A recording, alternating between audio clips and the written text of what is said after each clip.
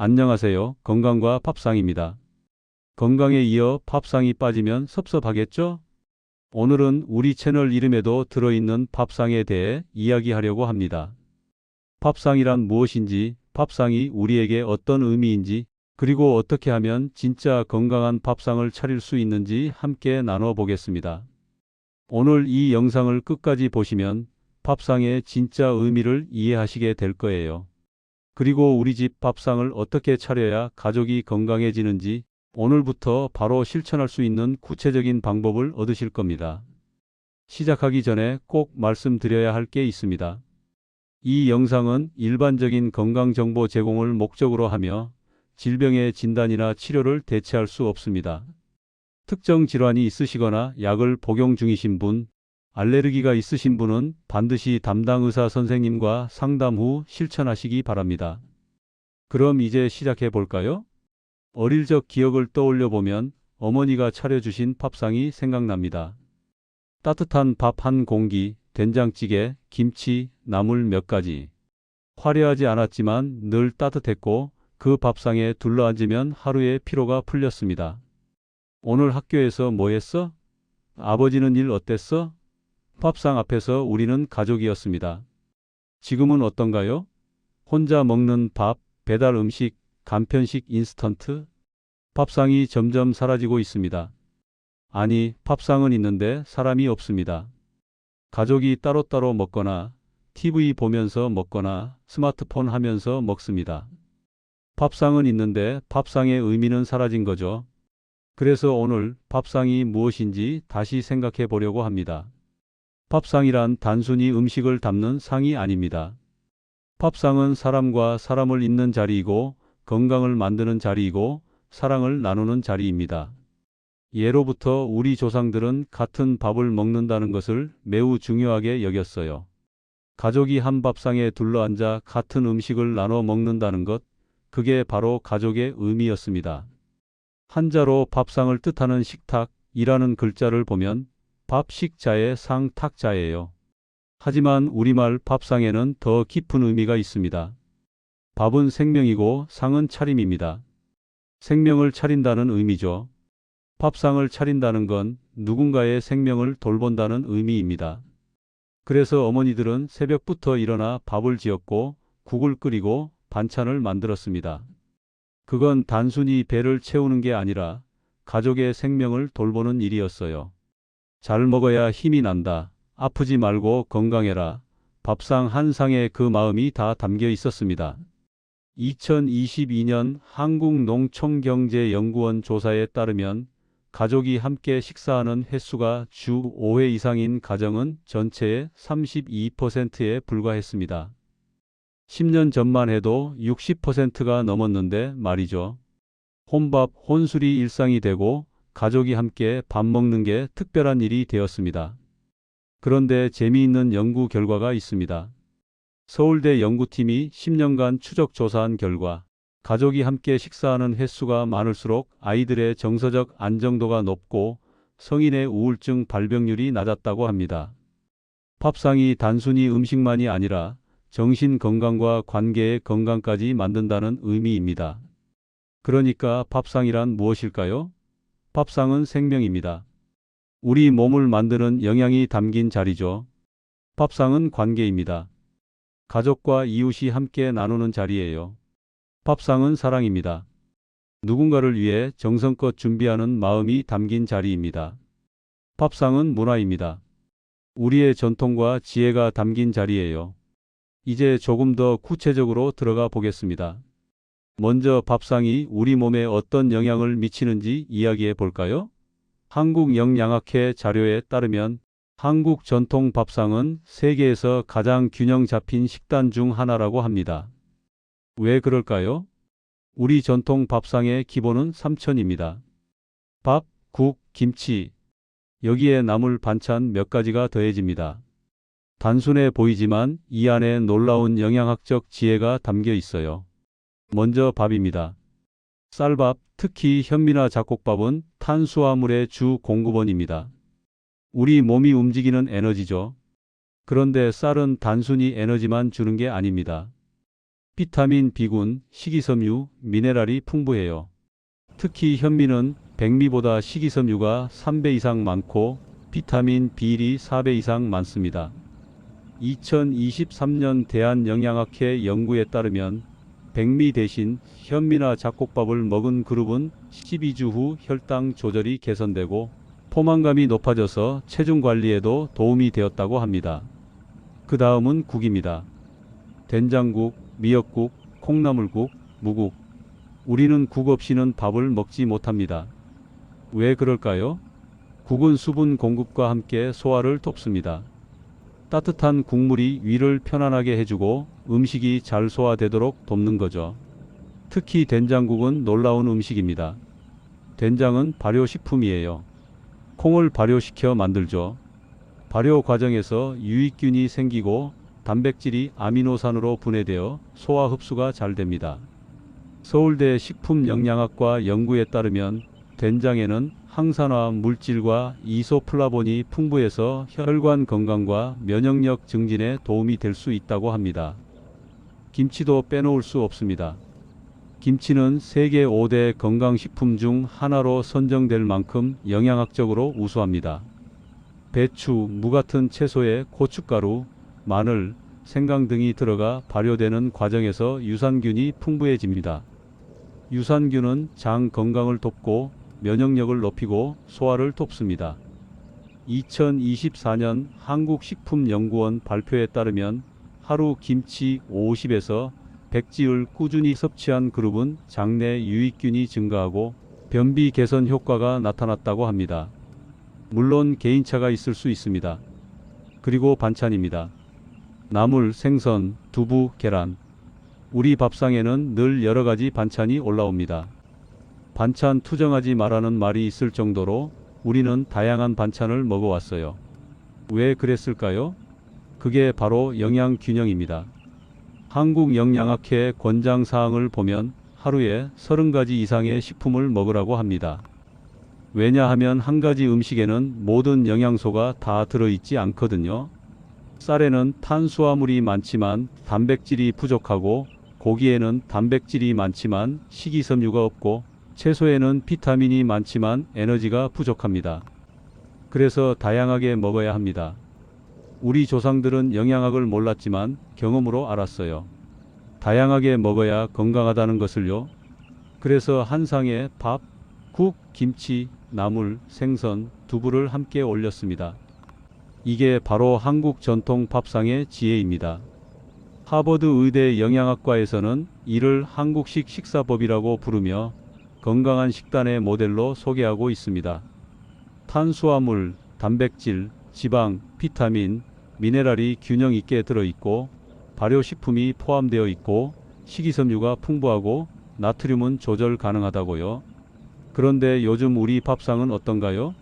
탄수화물 과다, 단백질 부족, 채소 부족, 가공식품 과다. 밥상의 균형이 무너지고 있습니다. 아침은 거르고 점심은 라면이나 빵, 저녁은 배달 음식. 밥상이 아니라 끼니를 때우는 거죠. 2023년 질병관리청 조사에 따르면 한국 성인의 47%가 아침 식사를 거르고 60%가 하루 채소 섭취량이 300지에 미치지 못한다고 합니다. 밥상이 무너지면서 건강도 무너지고 있습니다. 그래서 다시 밥상으로 돌아가야 합니다. 화려할 필요 없어요. 따뜻한 밥 한 공기, 된장국 한 그릇, 김치, 나물 한두 가지. 이것만으로도 충분합니다. 이게 우리 몸을 살리는 밥상입니다. 그럼 구체적으로 건강한 밥상을 어떻게 차릴까요? 어렵지 않습니다. 몇 가지 원칙만 지키면 됩니다. 첫 번째 원칙, 밥은 잡곡밥으로 드세요. 백미만 먹는 것보다 현미, 보리, 수수, 조 같은 잡곡을 섞어 먹으면 식이섬유와 비타민이 풍부해집니다. 비율은 백미 70, 잡곡 30 정도가 적당해요. 소화가 약하신 분은 백미 80, 잡곡 20으로 시작하셔도 됩니다.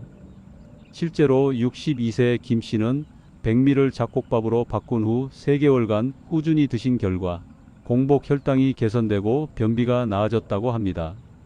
개인 사례이며 개인차가 있을 수 있습니다. 두 번째 원칙, 국은 매일 끓여 드세요. 된장국, 미역국, 콩나물국, 무국, 시금치국, 어떤 국이든 좋습니다. 중요한 건 국을 끓인다는 거예요. 인스턴트가 아니라 직접 끓이는 겁니다. 국을 끓이면 자연스럽게 채소가 들어가고 수분도 섭취하고 따뜻한 음식으로 위도 편안해집니다. 된장국을 끓일 때는 된장 1큰술에 물 200에서 250ml 정도가 적당합니다. 멸치나 다시마로 육수를 내면 더 좋고요. 여기에 두부 반모, 애호박 반개, 양파 반개 정도 넣으면 영양 만점 된장국이 됩니다. 세 번째 원칙, 김치와 나물을 빠뜨리지 마세요. 김치는 발효식품이라 장 건강에 좋고 나물은 식이섬유와 비타민이 풍부합니다. 시금치나물, 콩나물, 도라지나물, 고사리나물 한두 가지만 있어도 됩니다. 나물 만들기 어렵다고요? 간단해요. 시금치 한 단 데쳐서 참기름, 소금, 다진 마늘 약간만 넣으면 끝입니다. 5분이면 만들 수 있어요. 콩나물도 마찬가지고요. 한번 만들어두면 3에서 4일은 먹을 수 있습니다. 네 번째 원칙, 단백질을 꼭 챙기세요. 생선, 두부, 계란, 콩. 하루 한 가지는 꼭 드셔야 합니다. 나이가 들수록 단백질이 중요합니다. 근육량을 유지하고 면역력을 높이고 몸의 회복력을 돕습니다. 한국영양학회 권장사항을 보면 성인은 체중 1kg당 단백질 0.8에서 1.0g 필요합니다. 60kg이면 하루 48에서 60g이죠. 계란 1개에 단백질 6g, 두부 반모에 10g, 생선 한 토막에 15g 정도입니다. 하루 3끼에 나눠서 드시면 됩니다. 실제로 67세 이 씨는 하루 한 끼는 꼭 생선이나 두부를 드신 결과 3개월 후 체력이 좋아지고 피로감이 줄었다고 합니다. 개인 사례이며 개인차가 있을 수 있습니다. 다섯 번째 원칙, 채소를 충분히 드세요. 하루 300에서 400g이 권장량입니다. 김치, 나물, 샐러드, 쌈채소 등 다양하게 드시면 됩니다. 채소는 비타민, 미네랄, 식이섬유가 풍부해서 장 건강, 혈관 건강, 면역력에 도움이 됩니다. 채소를 고를 때는 색깔을 다양하게 하세요. 초록색 시금치, 빨간색 토마토, 노란색 당근, 보라색까지 흰색 무. 색깔마다 들어있는 영양소가 달라요. 다양한 색깔을 먹으면 다양한 영양소를 섭취하는 겁니다. 여섯 번째 원칙, 싱겁게 드세요. 우리나라 사람들의 평균 나트륨 섭취량은 WHO 권장량의 2배가 넘습니다. 짜게 먹으면 고혈압, 심혈관 질환, 신장 질환 위험이 높아집니다. 김치를 덜 짜게 담그고 국물을 적게 드시고 된장, 간장을 줄이세요. 처음엔 싱거워서 힘들지만 2주만 지나면 입맛이 바뀝니다. 대신 들깨가루, 참기름, 들기름으로 풍미를 더하면 맛있게 드실 수 있어요. 일곱 번째 원칙, 제철 음식을 드세요. 봄에는 봄나물, 여름에는 여름채소, 가을에는 가을 곡식, 겨울에는 김장, 김치. 제철 음식은 영양가가 높고 가격도 저렴하고 우리 몸에도 잘 맞습니다. 우리 조상들은 사계절에 맞춰 밥상을 차렸어요. 봄에는 쑥, 냉이, 달래로 봄을 맞이하고 여름에는 오이, 호박, 가지로 더위를 이기고 가을에는 버섯, 밤, 감으로 가을을 즐기고 겨울에는 김장, 김치와 무, 배추로 겨울을 났습니다. 이게 자연의 순리이고 우리 몸의 순리입니다. 여덟 번째 원칙, 천천히 꼭꼭 씹어 드세요. 식사 시간은 최소 20분 이상. 빨리 먹으면 과식하게 되고 소화도 안 되고 혈당도 급격히 오릅니다. 한 숟가락 뜨면 30번 씹으세요. 처음엔 어렵지만 습관이 되면 자연스러워집니다. 서울대병원 연구에 따르면 빨리 먹는 사람은 천천히 먹는 사람보다 비만 위험이 2.5배 높고 당뇨 위험이 1.8배 높았다고 합니다. 천천히 먹는 것만으로도 건강이 달라집니다. 이제 하루 밥상 차림을 구체적으로 알려드리겠습니다. 어렵지 않아요. 하루 3끼 간단하지만 영양 만점인 밥상입니다. 아침 밥상입니다. 잡곡밥 1공기, 된장국 1그릇, 김치, 계란 1개, 나물 1가지. 이게 기본입니다. 계란은 삶은 계란이나 계란찜으로 드시면 되고 나물은 시금치나물이나 콩나물이면 됩니다. 준비 시간 15분이면 충분합니다. 실제로 아침을 이렇게 드시면 점심까지 배가 안 고프고 집중력이 높아지고 오전 내내 에너지가 넘칩니다. 아침을 거르는 분들 꼭 다시 시작하세요. 아침 밥상이 하루를 만듭니다. 점심 밥상입니다.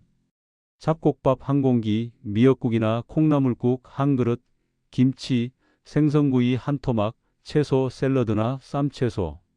생선은 고등어, 삼치, 갈치 뭐든 좋습니다. 구워도 좋고 조려도 좋습니다. 샐러드는 상추, 깻잎, 오이, 토마토 정도면 됩니다. 바쁘신 분들은 점심에 외식을 하실 수도 있어요. 그럴 때도 원칙은 같습니다. 한정식이나 백반집을 선택하세요. 패스트푸드나 인스턴트보다는 밥, 국, 반찬이 나오는 식당이 좋습니다. 국물은 남기고 밥은 1공기만, 반찬은 골고루 드세요. 저녁 밥상입니다. 잡곡밥 반 공기에서 1공기, 무국이나 된장국 1그릇, 김치, 두부조림이나 두부전, 채소 볶음이나 나물. 저녁은 좀 가볍게 드시는 게 좋습니다. 너무 배부르게 먹으면 소화도 안 되고 수면에도 방해가 됩니다. 두부는 정말 좋은 식품입니다. 단백질이 풍부하고 칼로리는 낮고 소화도 잘 되고 가격도 저렴합니다. 두부 반 모면 하루 필요한 단백질의 13을 섭취할 수 있어요. 양념 간장에 졸여도 좋고 부쳐도 좋고 찌개에 넣어도 좋습니다. 간식도 중요합니다. 오후 3시에서 4시 사이 출출할 때 과일이나 견과류를 한 줌 드세요. 사과 반 개, 귤 1개, 바나나 1개, 호두 5알, 아몬드 10알 정도면 적당합니다. 과자나 빵 대신 과일과 견과류로 건강하게 간식을 즐기세요. 물도 빼놓을 수 없습니다.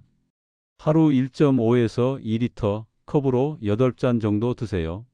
아침에 일어나서 1잔, 식사 전후로 1잔씩 틈틈이 마시면 됩니다. 커피나 음료수가 아니라 순수한 물을 드세요. 밥상을 차리는 것도 중요하지만 어떻게 먹느냐도 중요합니다. 밥상의 의미는 함께 먹는 데 있으니까요. 가능하면 혼자 먹지 마세요. 가족과 함께, 친구와 함께, 이웃과 함께.